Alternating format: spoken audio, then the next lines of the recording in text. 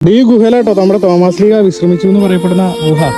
കൊടുങ്ങല്ലൂരിൽ നിന്ന് AD 52 Thomas ലീഗ വരികയും അവിടെ 7.5 പള്ളികൾ സ്ഥാപിച്ചതിന് ശേഷം നമ്മുടെ മലയാറ്റൂരിൽ എത്തിയിട്ട് തട്ടുപാറയിൽ ഈ ഒരു ഗുഹയിലാട്ടോ വിശ്രമിച്ചു എന്ന് പറയപ്പെടുന്നത്. ഇവിടെ നിന്ന് നേരെ തമിഴ്നാട്ടിലുള്ള മൈലാപ്പൂരിലേക്ക് പോവുകയും അവിടെ വെച്ച് കൊല്ലപ്പെടുകയും ചെയ്തു. അപ്പോൾ ഇതാട്ടോ ഗുഹ, നമ്മുടെ തട്ടുപാറയിലുള്ള തോമസ് ലീഗ വിശ്രമിച്ച ഗുഹ.